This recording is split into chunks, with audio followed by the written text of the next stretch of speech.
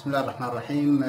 We'll continue the movies for medical education program. Today, inshallah, we'll be talking about the basics of ECG interpretation. And for simplicity, we divided the talk into two parts. The first part of the ECG Basics, part 1, will talk about these points. We'll talk about what is an ECG, and then talk about the ECG leads and electrodes. We'll talk about the ECG waves and intervals. We'll talk about the rhythm, rate, and axis. And these are the basics of electrocardiogram. So what is an ECG? ECG is or electrocardiogram is a registration of the heart's electrical activity, and it represents a graphical visualization of the electrical signals in the myocardium or the heart muscle. ECG represents the sum of the action potentials of millions of cardiomyocytes. Basically, what we have regarding the connection of the ECG electrodes and leads, we have precordial leads and limb leads. The precordial leads or schist leads include from V1 to V6, and as you can see, the site of connection is specified to the fourth intercostal space on the right side for V1, and then V2 in the same intercostal space on the left side, and then just below it is V3, V4, V5, and V6. Okay, these are the standard leads that are used for electrocardiographic recording. The other limb leads include non-augmented leads. These are lead 1, 2, and 3, and the augmented leads are called AVR, AVL, and AVF. A is for augmented lead. Okay.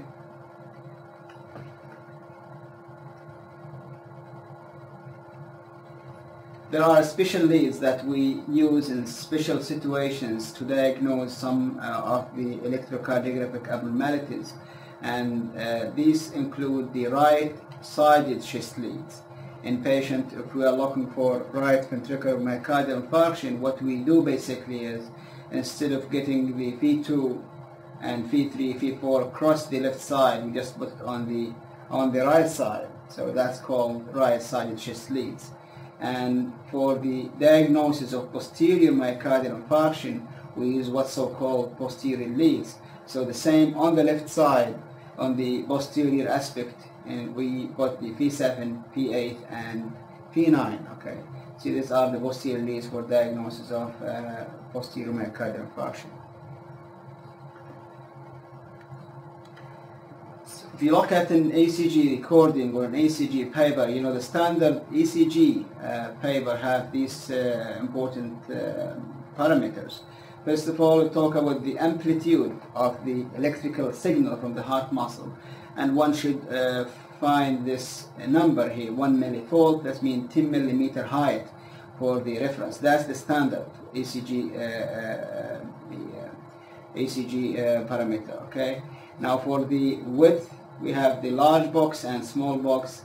Each large square contain of 5 small squares, each represent 0.02 second. Okay, so one large 5 millimeter by 5 millimeter box represents 0.2 seconds or 200 milliseconds time, and 0.5 millivolt amplitude. That means 5 millimeter amplitude.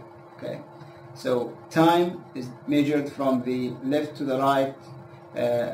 One large box is equal to 0.2 seconds, as I mentioned, and one small represents 0.4 seconds. Marks on the upper or lower border of paper fall every 3 seconds. So you will notice in the ECG paper there is a marker fall every 3 seconds. That mark for you 3 seconds on the ECG recording. The voltage, when you say voltage, of various waveforms, and is measured in millivolt or millimeter. So one small box normally is equal to 0.1 millivolt or 1 millimeter, and one large box is equal to 5 millimeter. The normal calibration mark should be a full 10 millimeter for 0.1 millivolt. So you have to see at this calibration for the ECG. For some time we use a higher caliber or a smaller caliber, for example, if the electrical signal is very small, we increase the caliper to increase the amplitude, and we can evaluate more the wave. Sometimes if the ECG waves is very high, we use a smaller caliper so we can see it within the ECG recording. So always read the ECG, always read the ECG calibration. Is it 10 millimeter or 0.1 millivolt?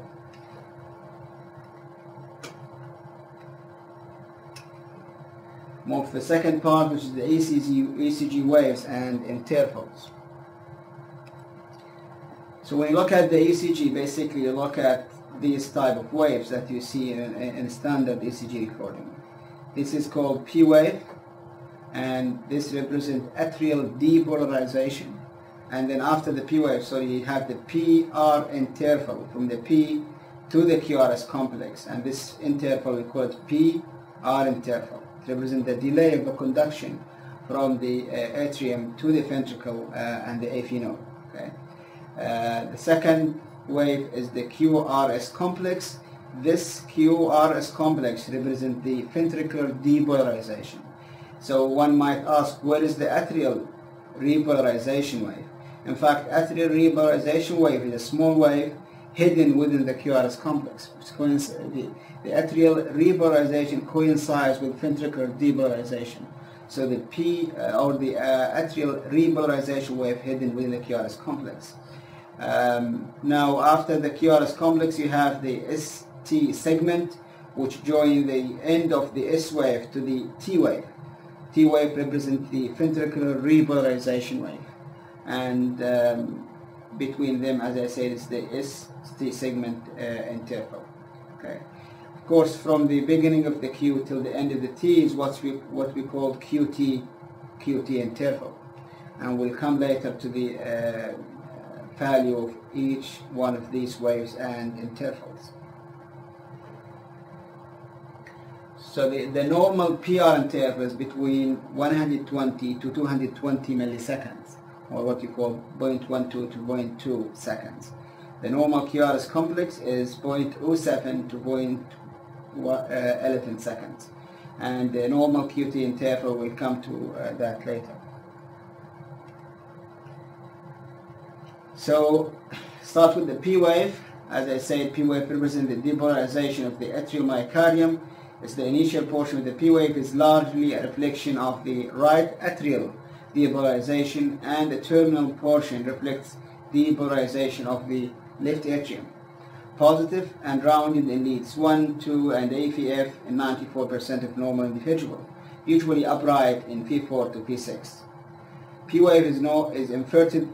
P wave, if it's inverted in these leads, are either abnormal or due to improper lead placement.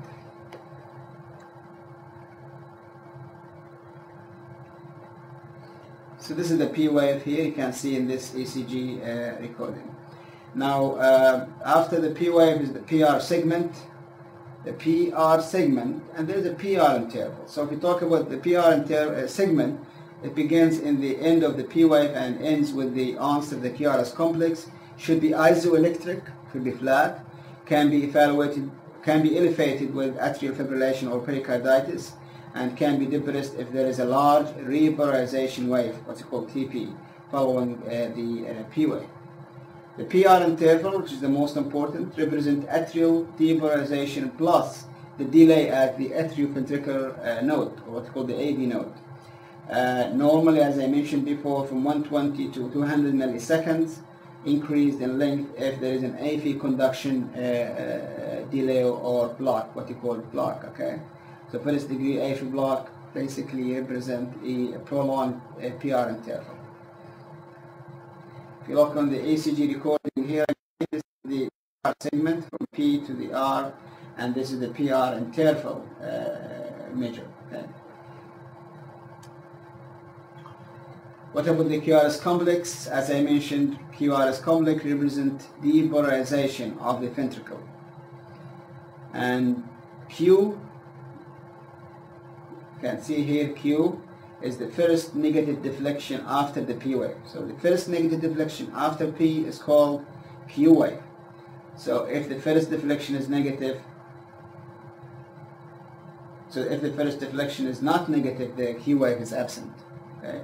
Now R wave is the positive deflection, and you can see it here.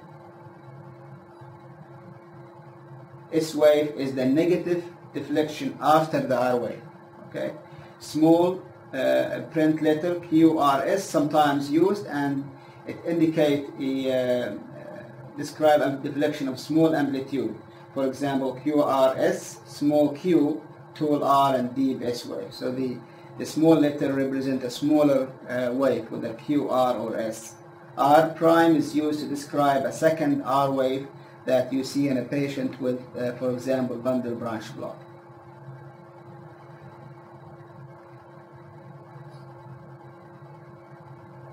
So this is the QRS complex again. In fact, here you didn't see a negative deflection, so the Q wave is absent. Okay, and you see R wave, and the negative deflection after the R is the S wave. Okay.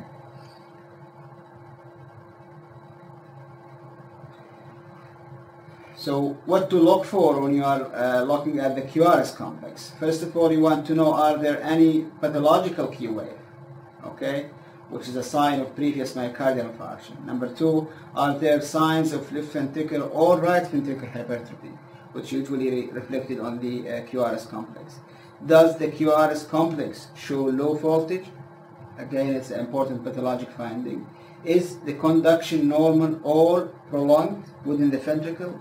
i.e., the QRS complex is normal or prolonged duration. No, upper limit of normal is 0.12, more than 0.12 second is a prolonged or wide QRS complex.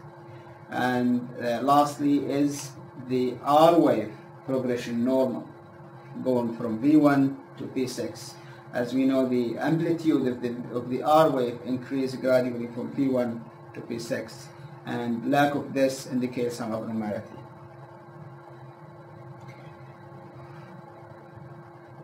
After the QRS complex comes the ST segment. It represents the time when the ventricular cells are in the plateau phase, phase 2 of the action potential, and there is no current flow. Okay. Now, clinical importance is related to its level relative to the isoelectric. So what we are concerned about here is, for the ST segment, is not the duration actually. We are concerned about the level of the ST segment in relation to the isoelectric line. So is it elevated or depressed, which is usually affected by different pathologic states. So ST elevation or depression. T wave, the last wave you see in the ECG is, or the one before the last, represents repolarization of the ventricles and should have the same polarity as the QRS complex in general. If you have it against the QRS complex positive, it does indicate abnormality. Okay, there are many conditions that cause abnormal looking T waves in leads with a positive QRS complex. So this is the T wave following the ST segment. So we mentioned before the QT interval, and this is the way you measure the QT interval. It's very important parameter that we look always for in the ECG, and for any new standard ECG machine is usually automatically generated. They measure the QT and appear on the ECG paper. So basically, from the you measure here from the Q, okay, till the end of the T wave. So that's what you need to measure from here till here, and you can put a line, vertical and horizontal, at the end of the T and the beginning of the Q, and then horizontal to them to measure this duration. Okay. Now, if the QRS complex duration exceeds 120 milliseconds, the amount surpassing 120 milliseconds should be deducted from the QT interval. So, for example, the QT, so QT interval is equal to QT minus QRS with minus 120 milliseconds. For calculation of the corrected, so-called corrected QT interval, we use what we call Bassett's equation, and this is the one. Corrected QT interval is equal to QT that you measure here in milliseconds, So we measure how many milliseconds from here to there, and divide by the square root of the RR interval, usually the preceding. So you measure the preceding RR interval in milliseconds again and calculate the square root. So normally it's less than 340 millisecond. Less than this indicates short QT interval, and it's more than 440 millisecond indicate prolonged QT. So the normal is in between this number. Okay.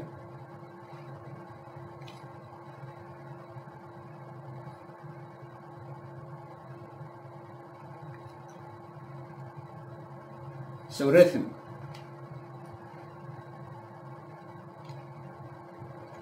The rhythm of on ECG paper can be normal sinus rhythm or can be abnormal rhythm. So what is the criteria for normal sinus rhythm?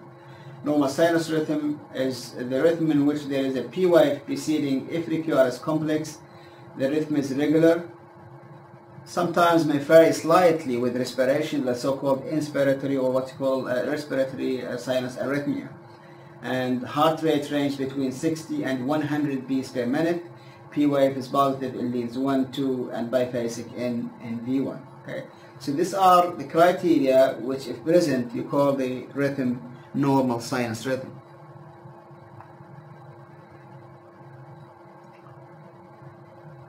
And we'll talk later about different type of arrhythmia. What about the rate?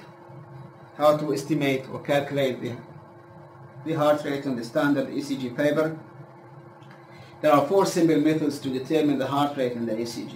First of all, the first step to know is it the heart rate or the rhythm regular or irregular? Is it sinus rhythm or non-sinus rhythm?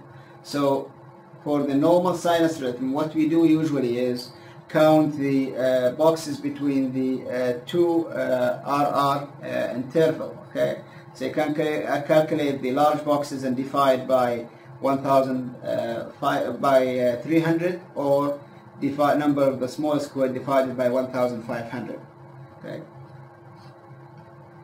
So if the ECG rhythm is not regular, you have to count the non-regular rhythms determined with the 3-second measure method. So you count the number of the QRS complex within 3 seconds period, and you multiply to get the rate over 60 seconds.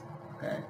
And also you count the number of the QRS complexes on the rhythm strip lead on the ECG tracing and multiply that by 6, because the ECG standard ECG paper is 10 seconds. So you calculate how many QRS complex on the ECG recording paper and multiply by 6 to get the rate per minute.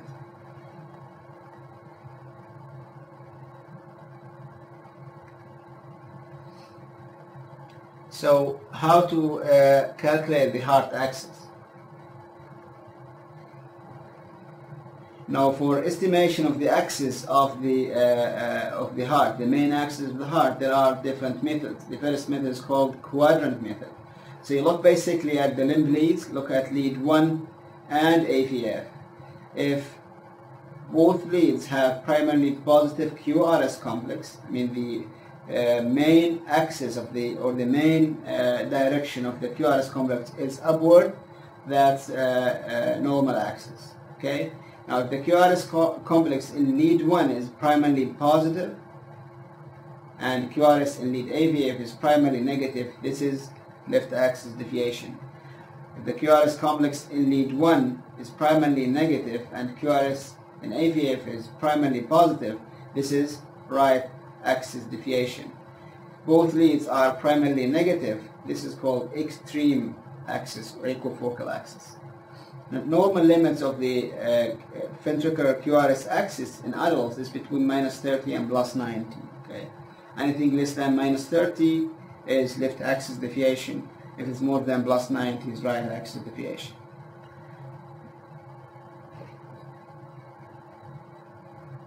The other method for exact determination of the axis is so-called perpendicular rule. Okay, so what you do, in fact, you by the quadrant method, you determine should the axis to be, for example, in the right upper quadrant. If it's here, this is the right upper quadrant. So it's in the right upper quadrant, and lead 2 is most isoelectric, then AVL is perpendicular to lead 2. Therefore, axis is minus 30, for example. Okay. So you look which is the most isoelectric line, and if the isoelectric line, for example, let's say is lead 2, so which lead is perpendicular to lead 2? It's lead AVL, right? So the AVL here, you look for the QRS complex in AVL, and depending on the direction of the QRS complex in lead AVL, if it's positive direction, this is the positive direction of the AVL, which is in this right upper quadrant, then the axis is minus 30.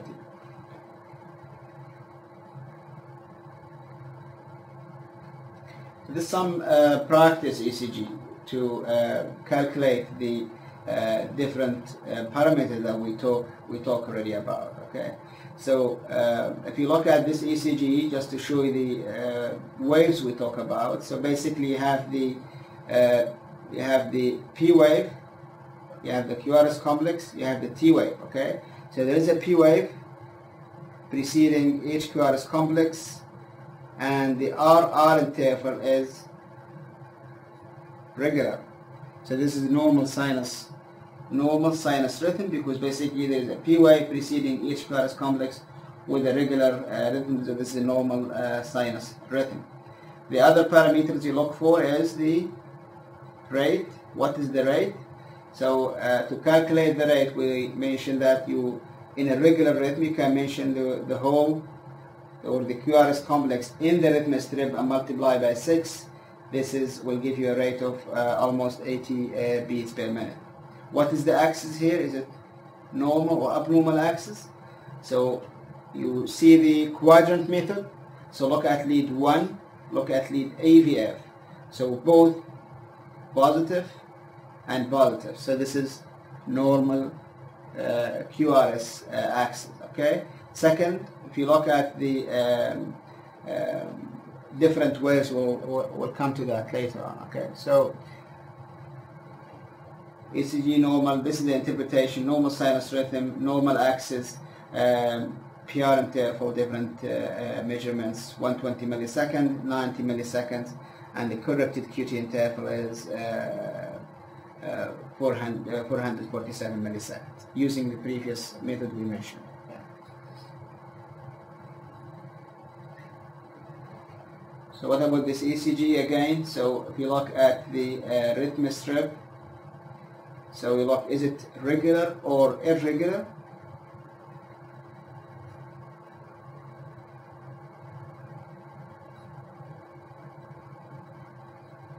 So in this ECG there is no P wave, right? You could identify there is no CP wave. This is not sinus rhythm. Okay, this is non-sinus rhythm. Okay, so and then you look for the what is the abnormality here? What is the axis? So look at lead 1, look at lead AVF. Okay, so lead 1 basically is almost isoelectric. So what is the lead that perpendicular to lead 1? It is the AVF. AVF is positive. So this is normal axis, is it?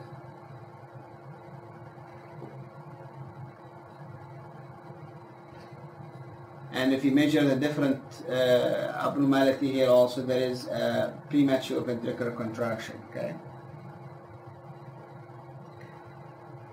So again, the rhythm is not sinus. We mentioned we'll talk about different arrhythmias later on, but to show you this is not sinus rhythm because there's no P wave. This is junctional, what we call pseudo-junctional rhythm. Okay.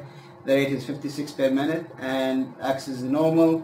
PR interval you can't calculate because there is no, basically there is no P wave, and the QRS complex is 80 milliseconds. No QT interval is normal. What about this ECG? I just wanted to forget about everything, just what is the axis here. So concentrate on the axis. So look at lead 1, look at lead AVF. So you see AVF is negative and lead 1 is positive. So what is the axis?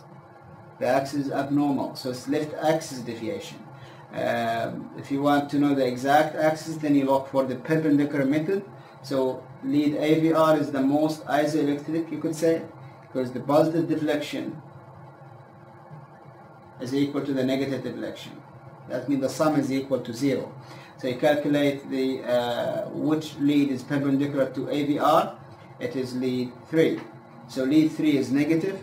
So what is the negative side of lead 3? Lead 3 negative is in the right upper quadrant, almost minus 60. So this is what left axis deviation. The axis is almost minus 45 to 60. So this is again left axis deviation. What are the causes? Left bundle branch block, left anterior hemiblock, left ventricular hypertrophy, and pacemaker rhythm are the reason or the causes of left axis deviation. Okay, so what about this one? Again, forget about anything, just concentrate on the axis. So look at lead 1, look at lead AVF. So you can see the lead AVF is positive and lead 1 is almost isoelectric, although it's more toward the negative than positive, but you could say it's isoelectric. So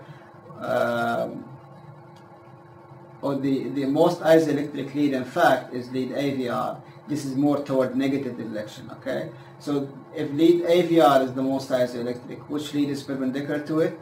It's lead 3. Lead 3 is positive. So what is the positive? What is the axis then? So almost 120, right? So the axis is almost 120, and that's indicate a right axis deviation. Okay, so again here, this is right axis deviation. What are the causes of right axis deviation? Right bundle branch block, right ventricular hypertrophy, left posterior hemiblock, pulmonary embolism, the same mechanism, presence of atrial septal defect, and core pulmonary. These are some pathologic states that cause right axis deviation. So the second part of the talk will be about the again the basics of ECG interpretation, but we will be more discussing the diagnosis of different pathologic states with regard to the cardiovascular system. So the outline of this part will include the use of the electrocardiogram in ischemic heart disease, the use of electrocardiogram in assessing the chamber hypertrophy and enlargement, and the use of the ECG to diagnose conduction abnormalities, cardiac arrhythmias, and other abnormalities including the electrolyte abnormalities and drugs.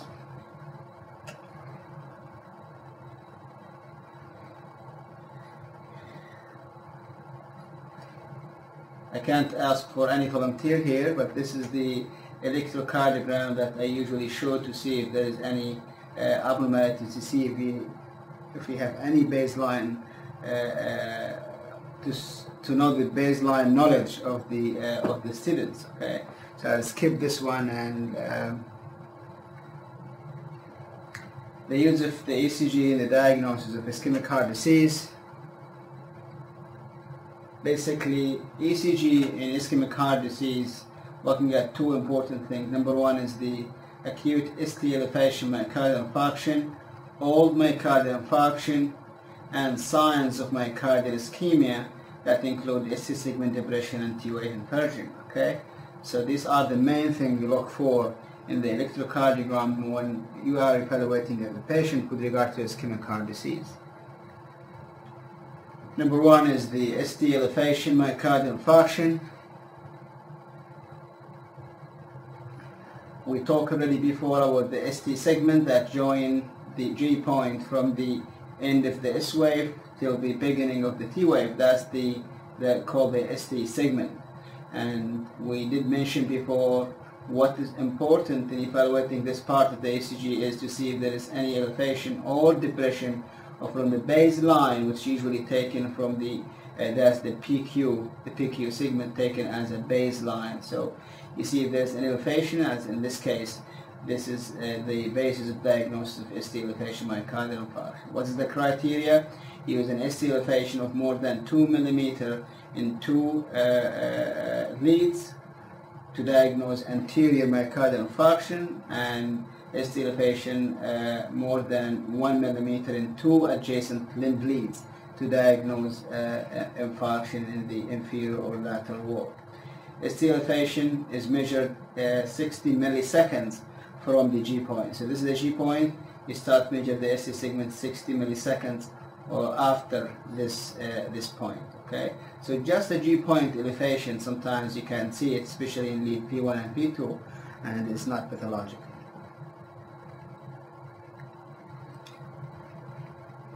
Again, the use of the electrocardiogram is important if you are to diagnose an infarction, not only for diagnosis of ST elevation but also the use of the ECG will help in determining the onset of the infarction or the age of the infarction, so-called. So as you can see in this diagram here, this is normal ST segment, where you can see it is isoelectric with the PR segment.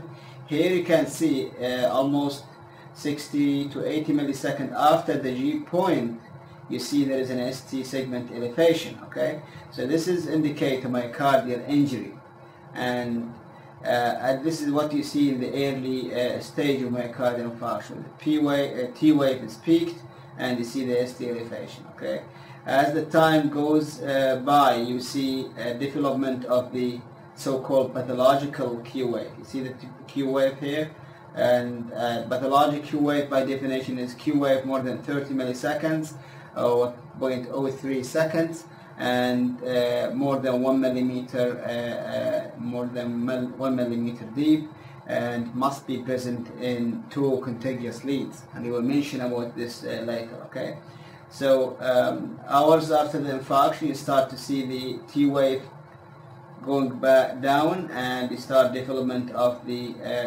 Q wave here and normalization of the ST segment, and later within days of the infarction, T wave is back to normal, and you see the Q wave developed and the ST segment is normalized. So that's the what you see usually in ST segment elevation myocardial infarction. Now again, I just want to explain the site of the infarction is usually determined by knowing the lead we are looking at. Okay, so we have lateral leads, and these lateral leads include 1, AVL, P5, and P6. So if you see the ST elevation in any of these leads, this is lateral myocardial infarction. There are inferior leads, this is lead 2, 3, and AVF, it's in red color here. So changes in these leads correlate. If you find ST elevation in 2 of these leads, this is inferior myocardial infarction. Okay, and looking at the septal leads, V1 and V2, if there is a septal infarction, you see the ST segment elevation in these leads.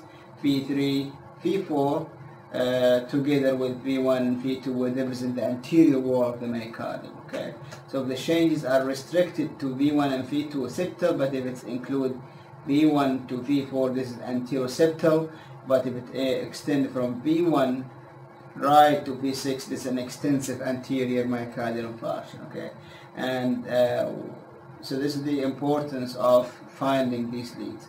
Another abnormality that we usually see is if you have a left main abnormality or left main occlusion, left main disease, sometimes cause an elevation in lead AVR. Okay.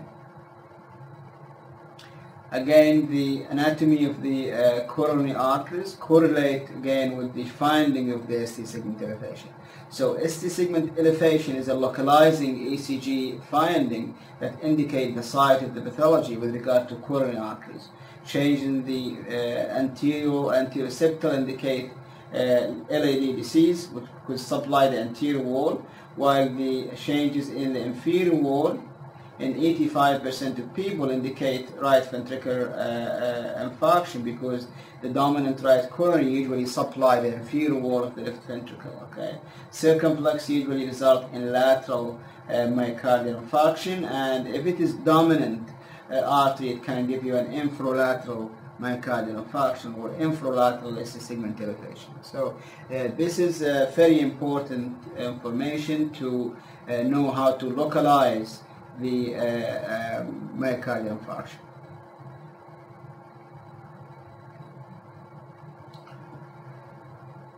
Again, I just mentioned all this information, how to localize the myocardial infarction by knowing the ST segment elevation. If you find the ST segment elevation in V1, V2 and V3, okay, then look if there's ST segment elevation in V1 more than 2.5 millimeter or right bundle branch block with Q wave or both, it indicates disease in the proximal LAD, which is the left anterior descending artery. There's a positive predictive value of 100%, negative predictive value of 61%. Okay, so it's a good positive. If it's there, it's important. Now we find again ST segment depression in lead 2, 3, and AVF with ST elevation in V1, V2, and V3. Again, is an indicator or suggestive of left anterior descending artery with a 98% specificity. Okay. If you find ST segment elevation again in these leads, V1, V2 to V3, with depression or elevation in the inferior leads, this might suggest distal left anterior descending artery disease, okay, with a positive predictive value of 78%. So sometimes the ECG will help you localizing or knowing the coronary anatomy lesion. Again, if you are talking about ST segment elevation in lead 3 more than lead 2 and ST segment elevation in 1 and AVL or both more than 1 millimeter, if the answer is yes, then this indicates right coronary artery lesion with a 94% positive predictive value. Okay.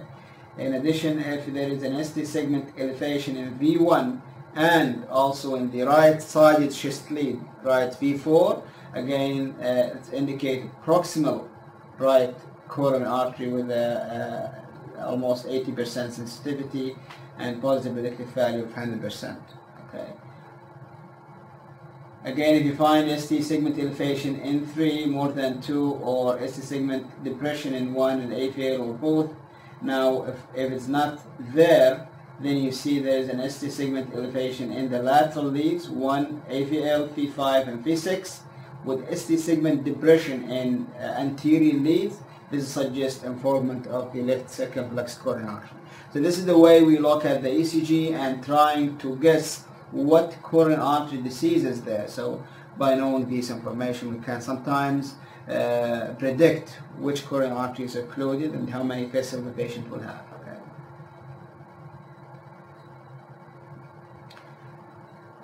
This is an ECG from a patient who presented with acute anterior myocardial infarction, and as you can see here, there is an ST segment elevation in V1, V2, V3, V4, V5.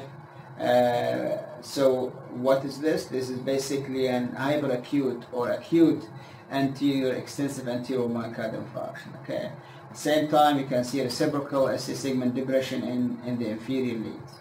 Okay. So again, this is very acute because you still see the hyperacute T wave with the ST segment elevation. Here,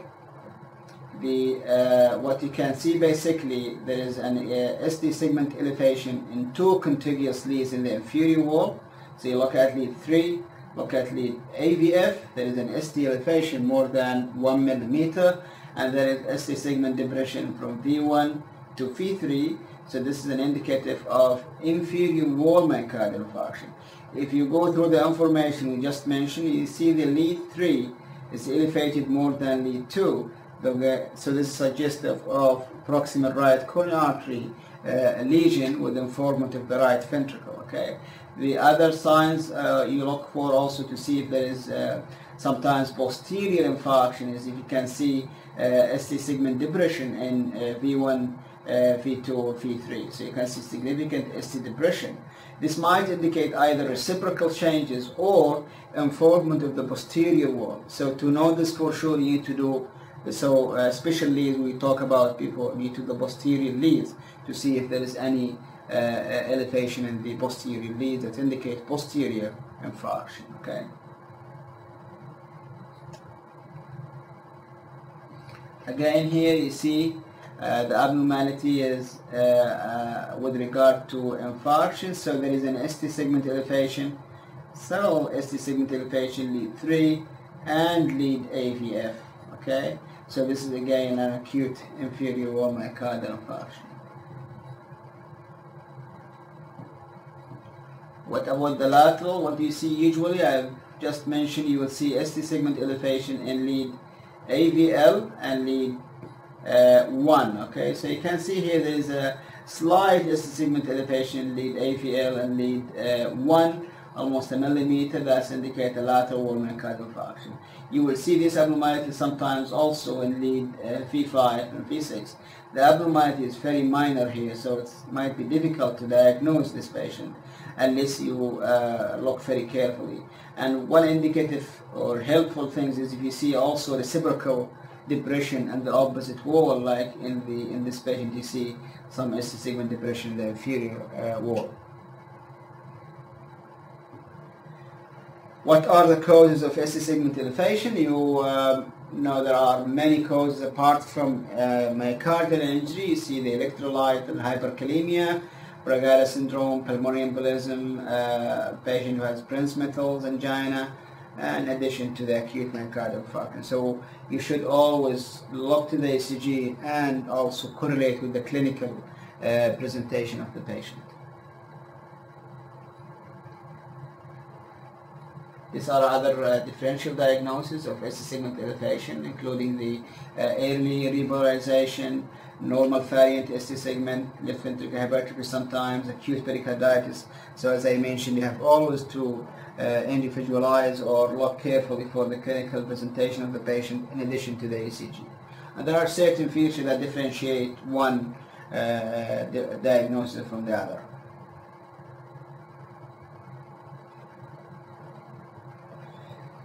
Just diagrammatic representation showing the different causes of ST segment elevation, like in the early repolarization. What you see here, there is an ST segment elevation, but there is a slurring of the downstroke of the R wave here, which is suggestive of early repolarization. Okay.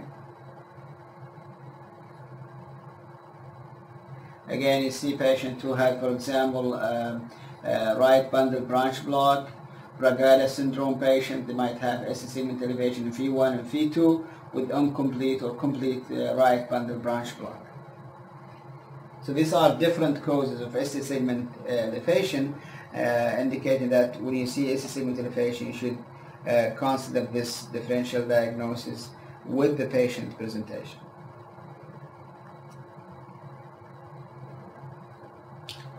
Again, this is a quiz just to know what's the underlying abnormality. I think everybody will know here.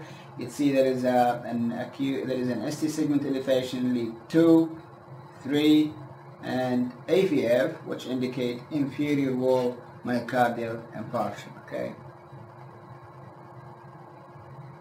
I'll skip these quizzes, so one can look at it at the end of the later on to look at the abnormalities. Okay.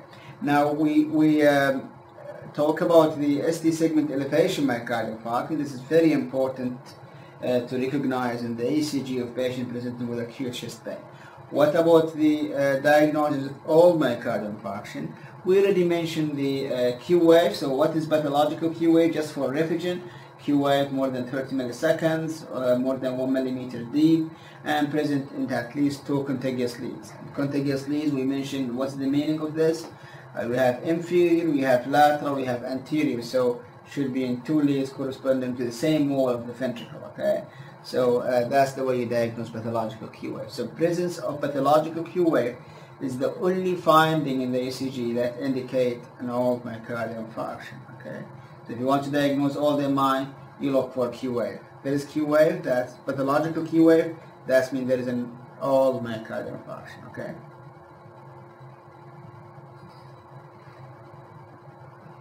Again, here you see clear Q wave V1, V2, and V3. Here there is some ST segment elevation as well. So just looking at the ECG without having the patient history, I would call it an anterior wall myocardial infarction of undetermined age, because we didn't know the exact time of the infarction.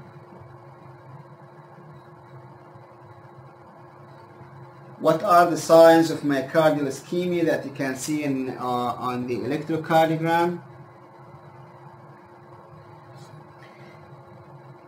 So basically you look for two things to see an ischemia in the ECG, apart from the ST segment elevation that we talk about. One is the ST segment depression. Usually, typically, ST segment depression is horizontal, down-sloping ST segment more than 1 millimeter, at least 60 to 80 milliseconds after the G point. So that's the ischemic ST segment depression. You can see it very clearly here. See this one? So you see in V4, V5, and V6 there is horizontal ST segment depression more than 1 millimeter. This is indicative of myocardial ischemia. Okay. Second, again you see here, you see the lateral leads V5, V6, 1, and AVL. You see there is an ST segment depression of almost 1 millimeter. And you see it also in the inferior. This is an infralateral ST segment depression, which is an ischemic changes. Okay. Again, the signs of ischemia. Second thing is T-wave inversion. So we mentioned the ST segment depression. Second is the T-wave inversion.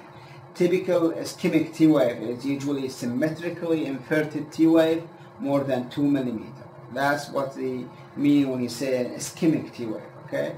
And again, you see it in which lead is important, like anterior, inferior, or lateral lead. So, ST segment depression and T-wave inversion are non-localizing finding, but if they present, they indicate ischemia if they are meeting these criteria. So you can see here, symmetrical T-wave inversion more than 1 millimeter or 2 millimeter, okay?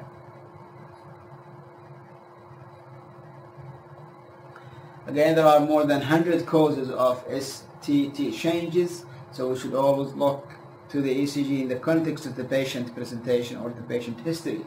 So one of them is myocardial ischemia, and we discuss what are the criteria for these changes in the ECG. Again, MI, pericarditis, myocarditis, pulmonary embolism, myocardial trauma or myocardial injury, electrolyte abnormalities, and the so-called non-specific STT changes. Okay. Again, these are the list for the causes of STT changes. Second part of the here is the how to diagnose or how to identify chamber enlargement in the ECG. Okay, and well, basically we have 4 chambers: the left ventricle, right ventricle, left atrium, right atrium, all by atrial enlargement. How to diagnose this in the ECG? Okay, so when you look at the ECG, basically remember we talk about the QRS complex as a representative of the ventricular depolarization. So once you see, if you want to look for ventricular hypertrophy, you look for the QRS complex. Okay, and we have left ventricle and right ventricle. So left ventricular hypertrophy, you basically look at the amplitude of the R wave in the lateral leads, V5 and V6, and the amplitude of the S wave in the anterior leads. Okay, so R wave more than 26 millimeter. If you see the R wave more than 5 large squares. Again, this is the so-called scoring criteria for left ventricular hypertrophy, or more than 20 millimeter in lead 1, 2, or 3, more than 12 millimeter in AVL. In the absence of left anterior vesicular block, there is what you call corneal criterion, which is R in AVL more than 28 millimeters. So R in AVL and S in V3, the sum is more than 28 millimeter, and R in AVL and S in V3 more than 20 millimeter in women. So more than 20 millimeter in women, more than 28 in men is a sign of left ventricular hypertrophy on the ECG. So again, basically look for the amplitude of the R wave. So R wave in V5 or V6 plus S wave in V1 more than 35 millimeter is a voltage criteria again for left ventricular hypertrophy. Okay.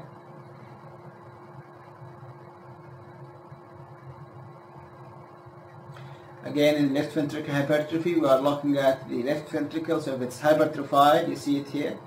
So this is the hypertrophied ventricle. So there are different criteria we mentioned about already. We mentioned the voltage criteria. Okay. Second is what you call ST segment changes, that the strain pattern. So you find ST segment downsloping ST segment depression. Presence of left atrial abnormalities, left axis deviation, QRS duration, and entrance, if there is a deflection in the QRS complex itself. This is both certain criteria for diagnosis of left ventricular hypertrophy. Okay, so this is a more complex thing, but basically what you look for is the presence of voltage criteria that we talk about, presence of left atrial abnormality, presence of left axis deviation, and STT changes, the so-called strain pattern. These are the things you look for to suggest presence of LVH. Okay. What are the causes of left ventricular hypertrophy? As you can see here, this is the case of left ventricular hypertrophy. The sum of the R wave in V5 or V6 plus the S wave in V1 is more than 35 millimeter, as you can see here. So this is again left ventricular hypertrophy. Alright. So the causes would include hypertension, aortic stenosis, or hypertrophic cardiomyopathy, any cause of pressure-loaded ventricle. So right ventricular hypertrophy. What are the right-sided leads? Basically, if you look at the right ventricle, this is the right ventricle, okay?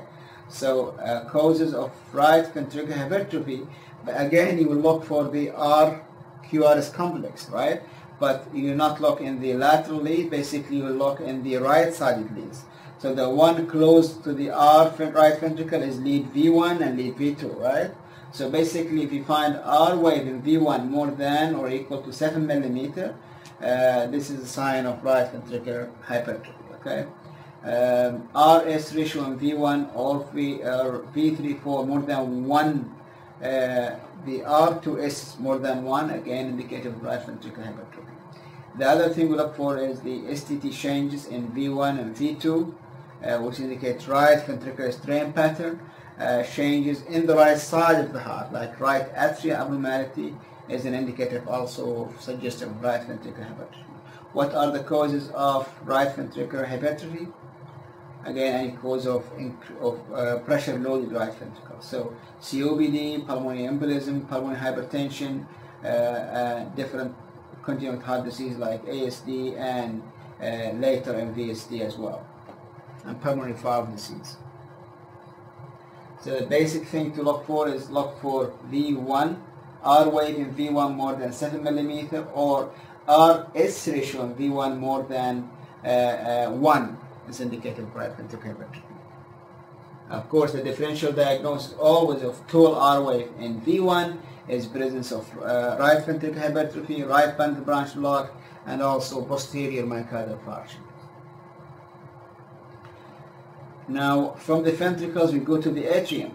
So if you want to evaluate for atrial enlargement, remember the wave that represents atrial activity is the P wave, right? So if you want to assess for left atrial or right atrial enlargement, you look for the P wave, okay?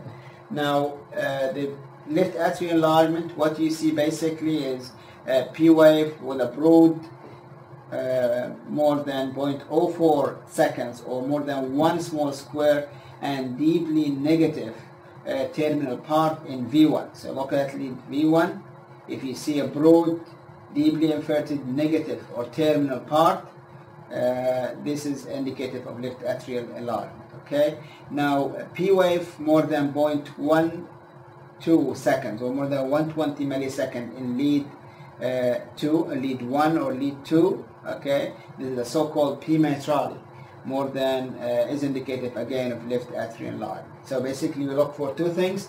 You look for P wave in lead V1 if the negative deflection is more than 1 millimeter deep and indicate of left atrial abnormality or enlargement, and again the broad bifid P wave in lead 1 or 2. Okay.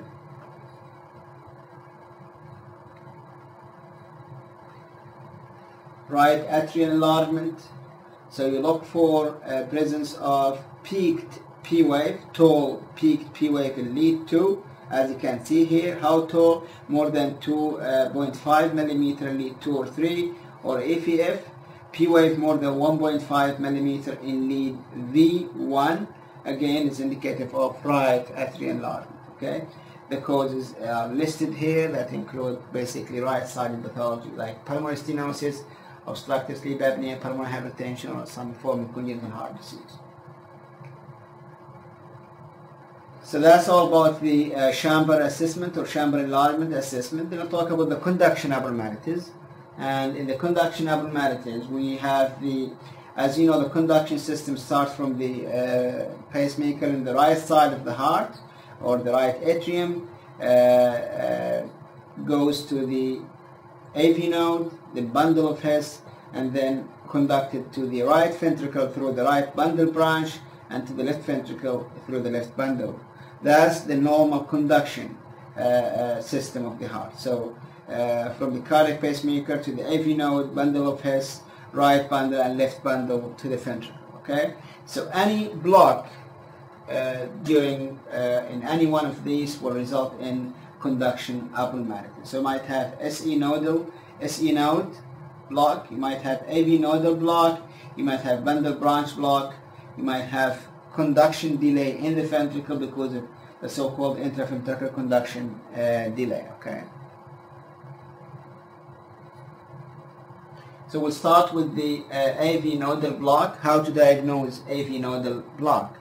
We already mentioned, talked about this briefly before, but basically AV nodal block, the wave you look for is the PR interval. Okay, so it might be a prolonged, so starting from just a delay in the conduction of the AV node, and as you go severe, you completely block the AV node. So we have first degree AV block, we have Mobitz type 1, second degree, we have Mobitz type 2, and we have third degree or complete heart block. Okay, we'll talk about this later.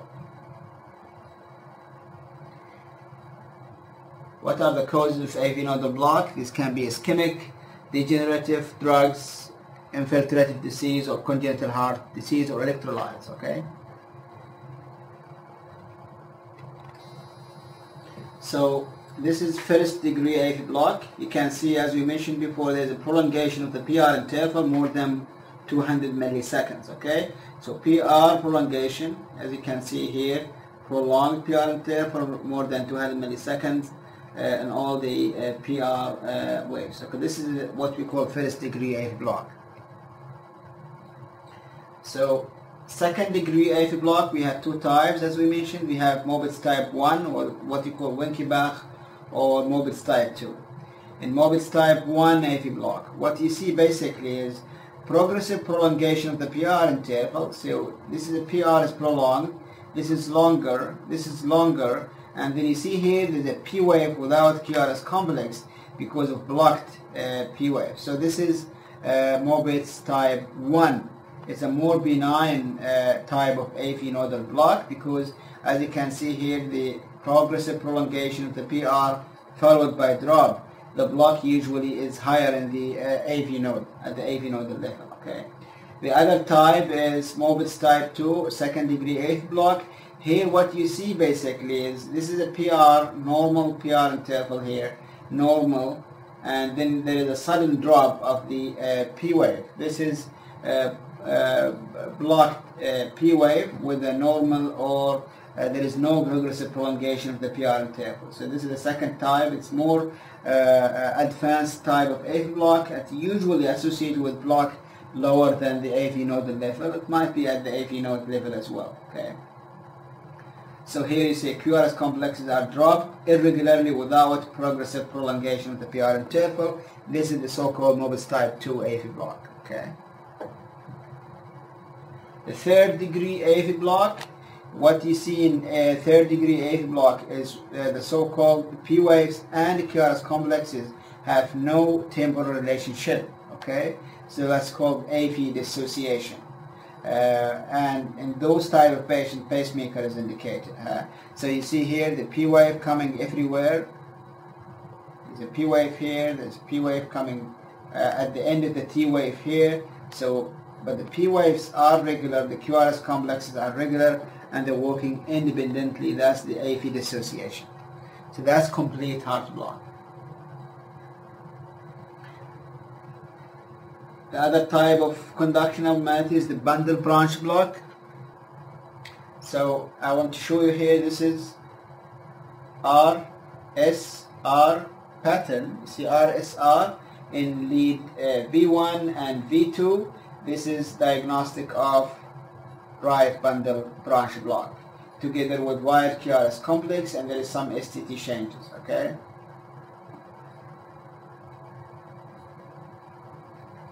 What you see here, this is the lead V1, there's small r and then deeply inverted or S wave here, and you see lead V5 and lead V6, you see the M-shaped R wave. This is diagnostic with the QRS complex more than 0.12 seconds. So wide QRS complex with the negative QRS complex in V1 and M-shaped in V6. This is diagnostic of left bundle branch block. Again, if you look at this ECG, you see the small r, or mainly negative QRS axis in V1 and the precordial leads with M-shaped here, or bifid R wave in lead V5 and V6, and you see it also in 1 and AVL. This is left bundle branch block. These are some ECG quiz that you can look at later and try to test yourself. Now the ECG part of interpretation, we will talk about the cardiac arrhythmias, okay? So we talk about the conduction abnormalities, we talk chamber hypertrophy, we talk about the ischemic heart disease. Second part is the cardiac arrhythmias. And as you know, cardiac arrhythmias is one of the main or the most important pathology that we usually use ECG to diagnose, okay?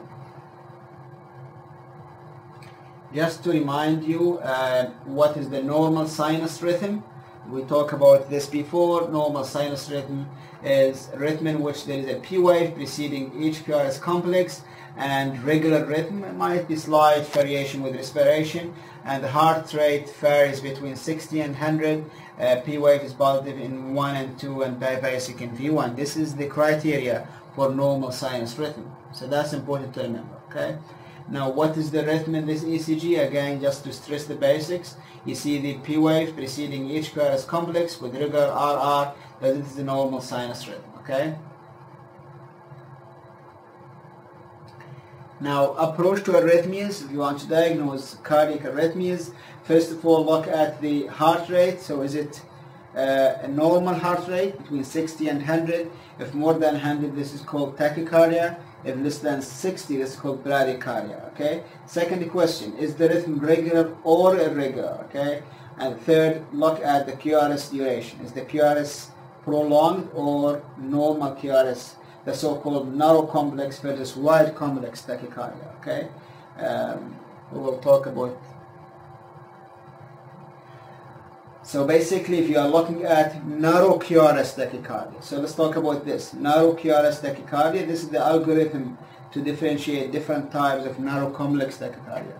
If you have narrow complex tachycardia, this is usually coming from above the AV node, above the AV junction, okay?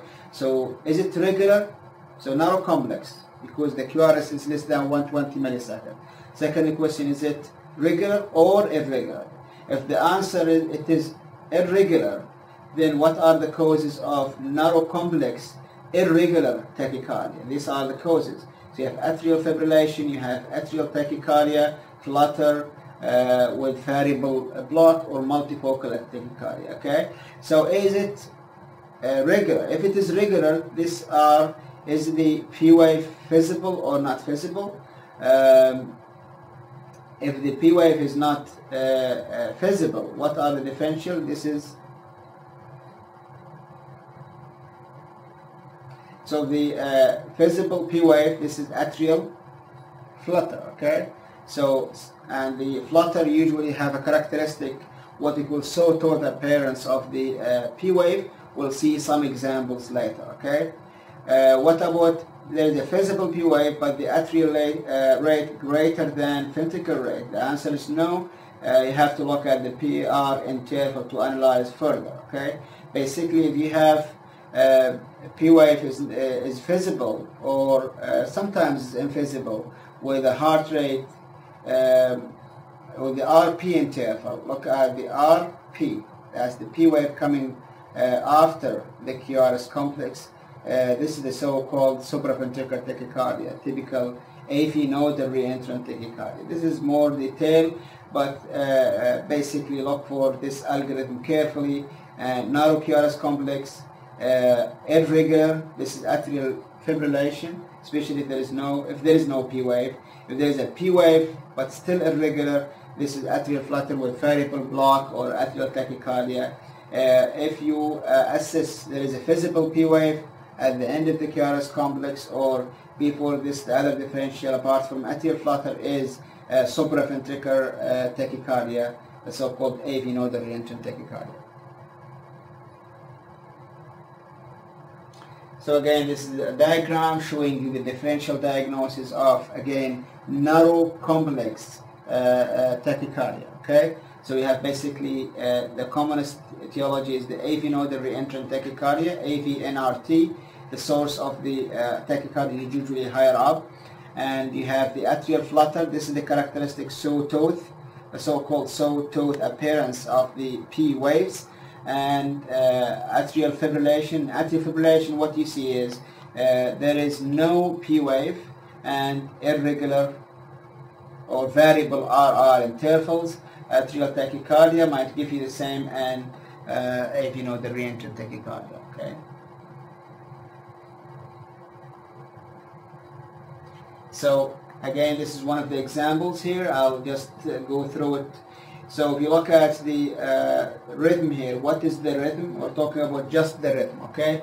So there is no P wave, right? So, and the RR interval are variable, okay? So variable RR interval, no P wave, this is atrial fibrillation. So this is the slow, or what you call the slow atrial fibrillation rhythm, okay?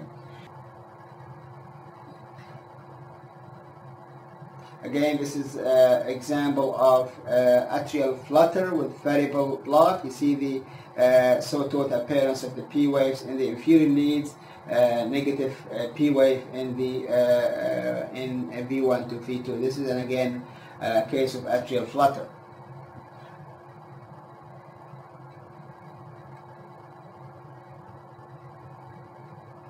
So in this ECG, you see different. So did you see any recognized P wave? This is again, if you go through the basics. So is it QRS complex wide or narrow? So the QRS complex here is narrow. So this is narrow complex tachycardia running at a rate of almost 200 beats per minute. Okay, there is no, you couldn't, and it is regular. So narrow complex, regular tachycardia, around 200 plus heart rate. So, and there is no clear P waves here. If you look carefully at the end of the QRS complex, you might see a small negative deflection that might indicate a retrograde P waves. So, and it's a short RP interval. So this is a case of AV nodal reentrant tachycardia. This is supraventricular tachycardia. The second type I will mention is the wide complex tachycardia. So we mentioned the differential of narrow complex. We have a wide complex tachycardia. So basically the wide complex tachycardia, the most important differential is ventricular tachycardia and the so-called supraventricular tachycardia with apparent conduction, okay, or conduction through an accessory pathway, or supraventricular tachycardia with bundle branch block. Any wide complex tachycardia is a VT or ventricular tachycardia until proven otherwise. And these are some helpful diagrammatic representations how to differentiate the two. So looking at the morphology of the QRS complex in V1, if it is very wide, more than 160 negative, more than 160 milliseconds, with this characteristic configuration, okay, this is usually indicate a ventricular tachycardia. You look V1, look at V6, okay. So if you find a small Q in lead V6 with slurring in the down slope in V1 with a very wide QRS more than 120 millisecond, this is the QRS morphology that suggests ventricular tachycardia. So look specifically in these two leads, okay. Now SVT with apparency, this is the way you look. So look at V1 and 2. What you see that the small R, there's no slurring of the downstroke of the QRS complex. Look at V6, what you see is M-shaped QRS complex. So this morphology is suggestive of supraventricular tachycardia with apparent conduction, okay. So again, if you have a wide complex tachycardia, look at the morphology criteria, and then look at presence of fusion or capture beats. We'll look at this later. So presence of fusion or capture beat is important, because if present, this indicate ventricular tachycardia. If they are not present, then look if there is an AV dissociation. So we see a P wave independent of the QRS complex. The P and the V are running independently. The presence of AV dissociation is indicative again of ventricular tachycardia. Okay, so wide QRS complex tachycardia differential is VT or SVT with left bundle or what you call apparent conduction. If you look basically for presence of fusion or capture beat, you look for morphology characteristic, you look for presence of AV dissociation to diagnose is it VT or not. Okay. Wide complex tachycardia again with right bundle branch block. This is the morphologic criteria that you look for. Presence of this such morphology here, monophasic complex in V1 with deep S in V6 and R ratio less than 1. This indicative suggestive of ventricular tachycardia. Presence of this morphology is suggestive of supraventricular tachycardia. And these are some examples of the wide complex tachycardia. So what you see here, the rhythm is wide complex regular tachycardia. Okay, so it's RR is regular, but it's very wide QRS complex. Basically, we look again for the things that we talk about. So we look for presence or absence of AV dissociation. Okay, so you see here there's a small notch there at the beginning of the QRS. That's basically a P wave, okay, that's running independent of the ventricular complexes. So this is AV dissociation. So in this ECG, the presence of AV dissociation indicative of ventricular tachycardia rather than supraventricular tachycardia.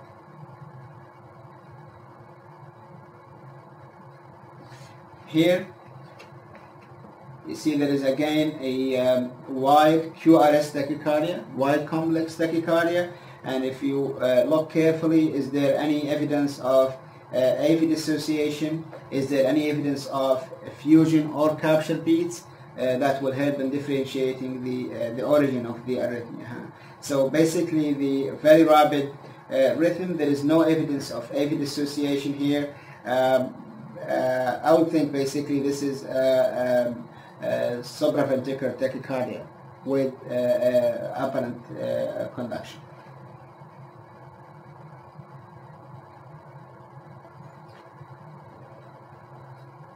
So what is this? In this ECG of this patient, what you can see basically here is ventricular fibrillation. So this is V-fib. Patient have normal sinus rhythm, VT degenerated into ventricular fibrillation. So what you will do for him is called the shock of life, DC shock. The last part of our talk will be the other abnormalities or other pathology that cause different abnormalities, including the electrolyte, drugs, etc. specifically if you are talking about the electrolyte abnormality that cause ECG changes, we're talking about hypercalcemia, hypocalcemia, hyperkalemia, and hypokalemia. Okay, so I'll talk about this, and this will end our this part. In hypercalcemia, basically, you will see broad-based, tall, peaking T waves. If the hypercalcemia is severe, you see a very wide QRS complex, low R wave or low QRS voltage. You see flattening of the P wave and a tall peak T wave. So this is a classical example of the ECG in a patient with hypercalcemia. So you see the broad peaked T wave and a widening of the QRS complex and flattening of the P wave. Okay, this is the changes of severe hypercalcemia.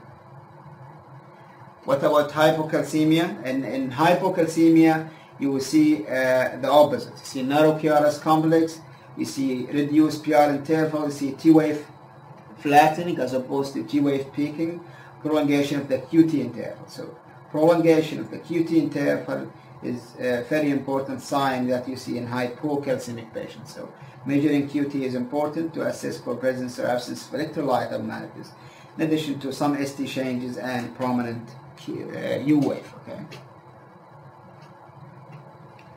So this is an ECG taken for a patient with hypocalcemia. What you see basically here, you see there is a very wide, very prolonged QT interval.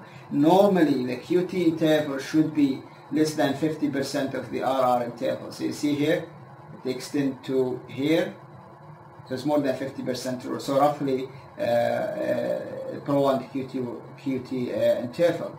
Again, if you look at the QRS complex, it is narrow QRS complex as opposed to the wide. The T wave is what? The T wave is inverted as opposed to peak T wave that you see in hypercalcemic patients.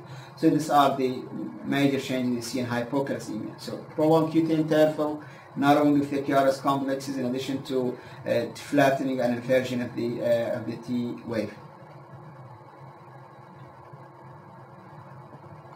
The second important electrolyte that causes abnormality in the ECG is the hyperkalemia. Okay, typically patients with hyperkalemia have tall, peaked T waves.